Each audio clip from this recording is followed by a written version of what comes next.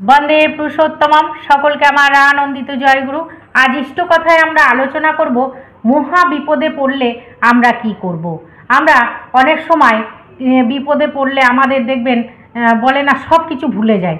আমরা তখন কি করতে হয় সেই জিনিসটা কিন্তু ভুলে যাই যে কি করা আমাদের উচিত। তার জন্য পরম পূজ্যপাদ শ্রী শ্রী আচার্যদেব আমাদের কি করতে বললেন, এই মহা বিপদে পড়লে আমাদের কি করতে বললেন আমাদের একটু বলুন। বন্দে পুরুষোত্তমম। সকলকে আমার আনন্দিত জয়গুরু। এই যে বিপদে পড়লে শ্রী শ্রী ঠাকুর সমস্ত সমস্যার সমাধান করে দিয়েছেন। স্বাভাবিক হয় কি, বিপদে পড়লে মানুষ সবকিছু ভুলে যায়, এই যে বলে না কনফিউজড হয়ে যায়, তা থেকে আরো বিপদ চলে আসে। একটা বিপদ থেকে হাজার বিপদ তখনই জন্ম নেয়। বিপদে পড়লে মানুষ ঘাবড়ে যায়, কিন্তু যিনি ঠাকুরের কর্মী তিনি সেইভাবে ঘাবড়াবেন না।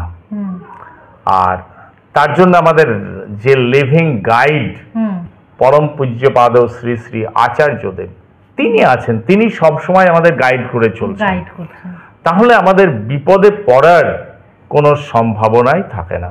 আর যদি কোনো বিপদে পড়লে পরম পূজ্যপাদ শ্রী শ্রী আচার্যদেব বলছেন, বিপদে পড়লে মানুষ ঘাবড়ে যায়, আমি বিপদে পড়লে কাজে যুক্ত হই।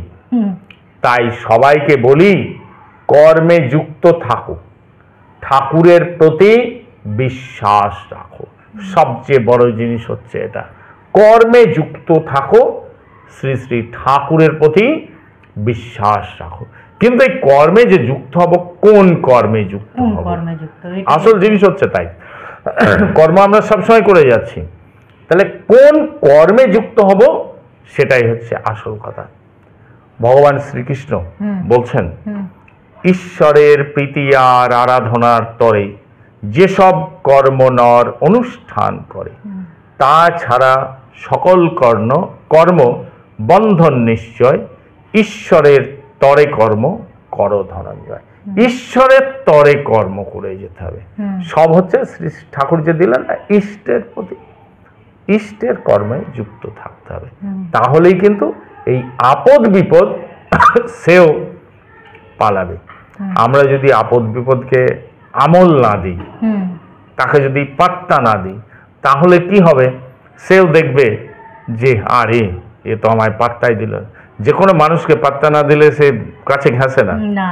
আপদ বিপদকেও যদি পাত্তা না দেয়া হয়, সেও কাছে ঘেঁষবে না, ওই এসে পালাবে।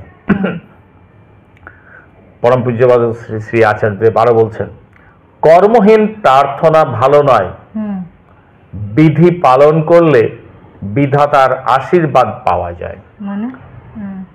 কর্মহীন প্রার্থনা ভালো নয়। অনেক সময় প্রার্থনা করলেই হয় না, কর্মহীন প্রার্থনা নয়, কর্মের সাথে প্রার্থনা। কর্মহীন প্রার্থনা ভালো নয়, বিধি পালন করলে বিধাতার আশীর্বাদ পাওয়া যায়। লক্ষ্যে অবিচল থাকতে হবে।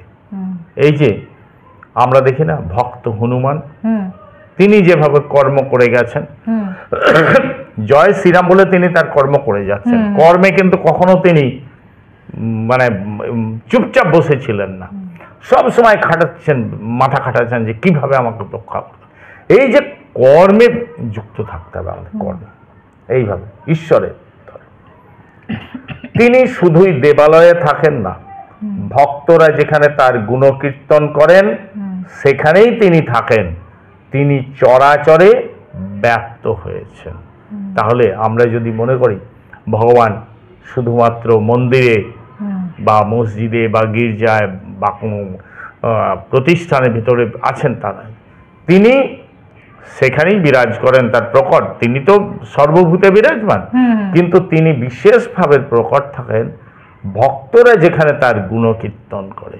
সেই জন্য সাধু সঙ্গ করতে হয়, সৎসঙ্গ করতে হয়। এটাও আছে যে সৎসঙ্গের সময় ঠাকুর তিনি সব জায়গায় ব্যপ্ত, কিন্তু যেখানে ভক্তরা গুণকীর্তন করেন সেখানে তিনি বিশেষভাবে। প্রদীপের তলায় অন্ধকার যেটা, সেটা কিন্তু প্রদীপের আগুনের নয়। প্রদীপের তলায় দেখা যায় অন্ধকার, এই অন্ধকারটা কিন্তু প্রদীপের আগুনের নয়। ঠাকুরকে যে ভালোবাসে সে পথ খুঁজে পায়। আগে নিজের বিশ্বাসকে পোক্ত করেন। এই যে শ্রী শ্রী ঠাকুরের উপর প্রথমে চাই বিশ্বাস, বিশ্বাসকে আগে পোক্ত করেন। যাজন শর্ত সাপেক্ষে হয় না, যে আমি যাজন করতে যাব কোনো শর্ত নিয়ে ঈশ্বরের কাজ করা যায় না, নিঃশর্তে তিনি যেভাবে বলেছেন সেইভাবে কাজ করে যেতে হয়, তাহলেই তার দয়া পাওয়া যায়। চারপাশে ঠাকুরের মানুষ তৈরি করেন। আসল জিনিস হচ্ছে ঠাকুরের মানুষ চারিপাশে তৈরি করতে হবে, মানুষকে যাজন করতে হবে। সেই জন্যই শ্রী শ্রী ঠাকুর যেটা যাজন দিয়ে গেলেন, যজন যাজন ইষ্টভৃতি করলে কাটে মহাভীতি। এই যজন যাজন ইষ্টভৃতিতে যদি নিযুক্ত থাকা যায়, তখন ওই যে বিপদ আসবে, বিপদ আসতেই পারে না, আর আসলেও কোনো কিছু কাবু করতে পারে না। শ্রী শ্রী ঠাকুর বলছেন, যতই আসুক আপদ বিপদ যেমনই হোক প্রাণ, ইষ্টভৃতি আনে আনে সবার পরিত্রাণ। একটা মানুষ যতই খারাপ হোক, যেমনই হোক, আর যত আপদ বিপদই আসুক, কিন্তু এই ইষ্টভৃতি মানুষের পরিত্রাণ আনেই আনে। তাই শ্রী শ্রী ঠাকুর বলছেন, লাখ ধান্দায় মনটি ব্যস্ত, ইষ্ট ধান্দায় বইলি না, তবুও চাস তুই বিধির দয়া, মতিচ্ছন্ন বুঝিলি না। আমাদের মনটা লাখ ধান্দায় ব্যস্ত হয়ে গেলে, তখন ইষ্ট ধান্দা যদি না থাকে, তখন ওই তার দয়া বোঝা যায় না। আর সেই জন্যই হচ্ছে শ্রী শ্রী ঠাকুর বললেন কি, ইষ্ট ধান্দাটা কেমন হবে? শ্রী শ্রী ঠাকুর বললেন, ইষ্ট ধান্দার তুক কি জানিস? ইষ্টভৃতি পালা, এই তুকেরই খাঁটি পালায় জুড়ায় অযুত জ্বালা। আবার বলছেন, ইষ্টভৃতির ধান্দায় যদি মাথায় মজুত রইল না, লক্ষ টাকা করলেও দান, ধর্ম তোরে বইল না। তা আসল জিনিস হচ্ছে এই যে শ্রী শ্রী ঠাকুরের ইষ্ট ধান্দা, ইষ্ট ধান্দার মধ্যে হচ্ছে তারপরে ইষ্টভৃতি। আর শ্রী শ্রী ঠাকুর দিলেন কি 3টে ক্যাপসুল, যজন যাজন ইষ্টভৃতি। এই যে আমরা তো যজন করি, ইষ্টভৃতি করার সময় ইষ্টভৃতি করি, কিন্তু মুশকিল হয়ে যায় যাজনে। অনেক সময় মানুষ যাজনে একা নানা রকম ভাবে হয়ে যায়, সেই জন্য কিন্তু যাজনটা কিন্তু স্তিমিত হয়ে যায়। সেই জন্য শ্রী শ্রী ঠাকুর বললেন, দীক্ষা নিয়ে শিক্ষা ধরিস, আচার্যকে করে সার, আচরণী বোধ চয়নে জ্ঞানের সাগর হনাপর। আমরা দেখি যে যাজনে মানে স্তিমিত হয়ে যেত এক সময়, ওই চলছে গতানুগতিক, কিন্তু শ্রী শ্রী দাদা যে এই দীক্ষা দিবসের পালন করেছিলেন, সূচনা করলেন না দীক্ষা দিবস, ওই যে দীক্ষা দিবস শুরু হলো, তখন থেকে কিন্তু আমরা সত্যিকারে আবার যাজনে উদ্বুদ্ধ হলাম। এইভাবে চলছে। কিন্তু দেখা যাচ্ছে এই দীক্ষা দিবসে সেই সময়টায় আমরা বিশেষ করে ওই মাসে 3 মাসে একবার হতো তো দীক্ষা দিবস, ওই সময়টা আমরা খুব যাজন কাজের মধ্যে আমরা খুব উদ্বুদ্ধ হয়ে যেতাম, 2-3 দিন 4 দিন, কিন্তু সব সময় চলতো না। আর এই সব সময় করার জন্য বর্তমানে আমাদের শ্রী শ্রী আচার্যদেব কি করলেন, তিনি তো জানেন আমাদের মঙ্গল কোথায়, তিনি আমাদের শুরু করে দিলেন কি এই ডিপি ওয়ার্কের কাজ, এটা কন্টিনিউয়াস চলবে। আর এই পূজনীয় অবিন্দ দাদা আমাদের যেভাবে পথ দেখিয়ে চলছেন, পূজনীয় পূজ্যপাদ আচার্যদেবের নির্দেশ যেভাবে তিনি পথ দেখিয়ে চলছেন, এই যে ডিপি ওয়ার্কের সাথে যদি যুক্ত থাকা যায়, একবার যুক্ত হয়ে গেলেই হলো, এই গতিতেই কিন্তু চলে যাবে। এই জগন্নাথ দেবের রথ চলছে, আমরা যদি এই ডিপি ওয়ার্কের সাথে হাত দিয়ে মেলাতে পারি একবার, ওই হাত মেলালেই দেখা যাবে যে আমরা সেই চলে গেছি, কত আপদ বিপদ কোথা থেকে কেটে যাচ্ছে।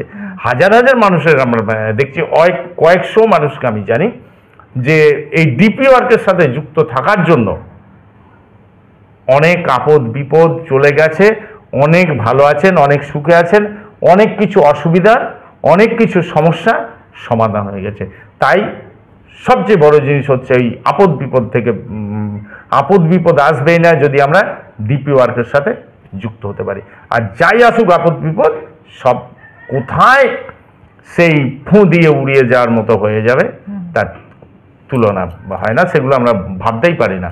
তাই আমাদের আপদ বিপদের জন্য কোনো ঘাবড়ে যাওয়া নয়, ডিপি ওয়ার্কের সাথে যুক্ত হওয়া।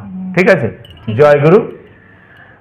আজ আমরা খুব সুন্দরভাবে জেনে নিলাম এই যে আমরা বিপদে পড়লে ঘাবড়ে যাই। অনেক মানুষকে দেখেছি বিপদে পড়ে তা ঠাকুরকে ভুলে যায়, তখন যে ঠাকুরকে ডাকতে হয় তারপরেও বলে যে ঠাকুরকে ডাকি কি হবে, ঠাকুর তো কিছুই করে না। এই জন্য যে আমরা যদি সকাল বিকাল যে প্রার্থনা, আমাদের যজন যাজন ইষ্টবৃত্তি, এগুলো যে ঠাকুর আমাদের দিয়ে গেল, যে মানুষ যে যদি ঠিকঠাকভাবে সত্যিই যে যদি পালন করে তার আপদ বিপদ আসবেও না, আসলে তার কাটতে বাধ্য। তাই শ্রী শ্রী ঠাকুর বলছেন এই প্রসঙ্গে, একটা শ্রী শ্রী ঠাকুরের বাণী আছে, বিপদ ভেবে ঘাবড়ে যায়, জানিস আপদ তারে খায়। আর বিপদ ভেলে মানে বিপদটা আমরা যত ভাববো ততই আমাদের ঘাড়ে চেপে ধরবে। তাই ঠাকুরকে যদি সারাক্ষণ যদি আমরা ঠাকুর নিয়ে মাথায় নিয়ে চলি, এই তার জন্য বলছেন না এই যে ডিপি ওয়ার্কের কাজ দিয়েছে, এই যে ডিপি ওয়ার্কের কাজে যদি আমরা সব সময় যুক্ত থাকতে পারি তাহলে আমাদের আপদ বিপদ আমরা ভুলে যাব, আমাদের আসবেই না। আপনারা সবাই ভালো থাকবেন, সুস্থ থাকবেন, পরম দয়ালকে নিয়ে আনন্দে থাকবেন। জয় গুরু। বন্দে পুরুষোত্তমম।